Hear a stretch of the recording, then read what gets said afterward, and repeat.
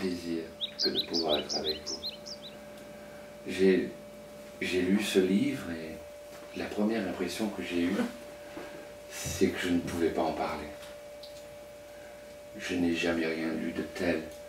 C'est quelque chose d'extrêmement fort. J'avais pourtant lu beaucoup de choses sur les Celtes, sur tout ce qu'est la mythologie des elfes, etc. Et là, vous nous permettez de plonger au cœur de la vie, de ce que peut être le monde elfique. Et vous commencez d'abord par une autre nature et un autre temps.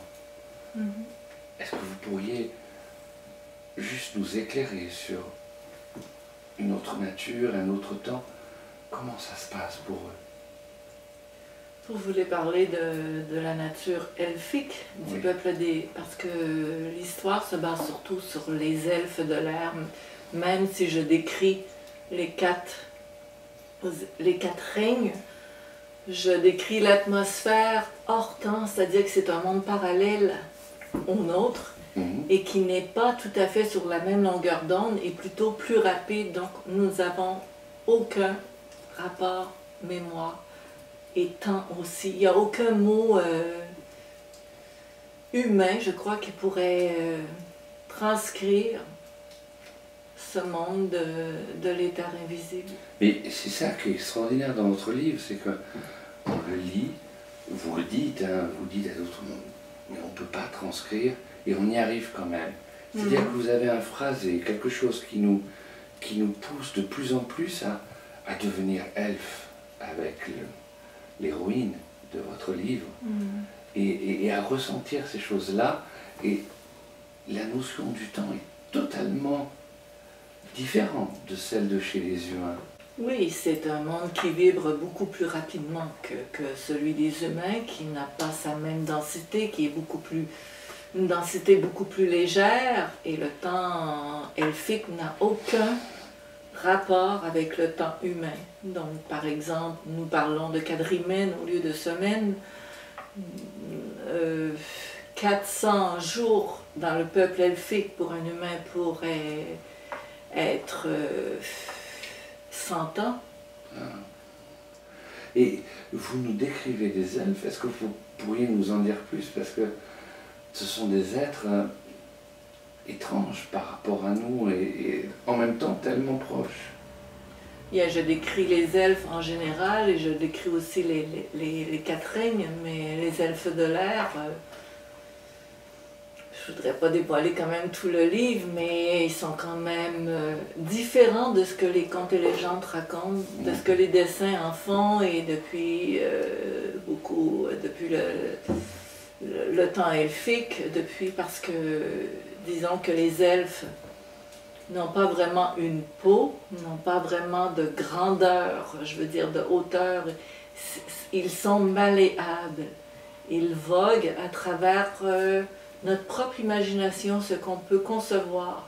Si vous apercevez une elfe dans le monde de terre, sur la terre, elle se modifie selon votre perception, selon votre vision du monde elfique. Donc, vous pouvez voir une elfe avec des cheveux blonds et longs, mais nous n'avons pas de pilosité comme telle. Ce que vous voyez comme des cheveux, ce sont de longs filaments d'ondes qui sont émis par la tête, par l'oreille. Il n'y a pas d'ailes non plus, par le chakra du cœur qui transperce dans le dos, et tout ce qui découle comme onde.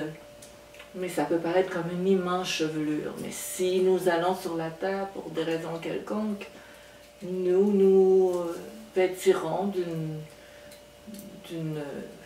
d'une illusion de peau pour vous et de vêtements qui peuvent peut-être vous rapprocher de ce qui peut être ressemblant à votre monde. C'est extraordinaire, vous donnez tout ça. Et moi, ça m'a extraordinairement touché. Au début de votre livre, vous montrez les différents règnes et combien à des moments on peut confondre le règne des Devas et le règne des elfes. Ça n'a rien à voir. Oui. Est-ce que vous pourriez nous dire juste quelques mots là-dessus? Le règne des Devas, c'est surtout le règne des Devas, des animaux que l'on perçoit d'ailleurs comme des petites étincelles dans le monde elfique. Nous n'avons pas d'animaux dans le monde elfique. Les Devas, ce sont les chefs, les Devas des âmes groupes du peuple animal. Est-ce que vous vous rendez bien compte que votre livre est d'une puissance peu égalée dans le monde? Parce que vraiment, j'ai lu des choses depuis que je suis enfant, j'ai lu Bilbo le Hobbit, j'ai lu Le Seigneur des Anneaux, il y a des elfes, etc. J'étais bercé depuis mon enfance de ça. Et là, vous nous offrez quelque chose qui nous parle d'un point de vue fondamental de la liberté et de l'amour. À un point où, j'allais dire, c'est quelque chose qui est puissamment christique, puissamment. Oui, on peut voir ça comme ça, mais j'ai écrit ce livre sans prétention, mais parce que je savais qu'il fallait l'écrire. Et je l'ai demandé aussi aux étoiles plusieurs fois de l'écrire, et je me suis finalement lancée en cette vie pour décrire ce monde que mon âme elfique a habité il y a plus de 11 000 ans. L'histoire de Gwenyddis, je dis Gwenyddis dans le langage de terre, parce que ça ne se traduit pas vraiment en sonorité terrienne.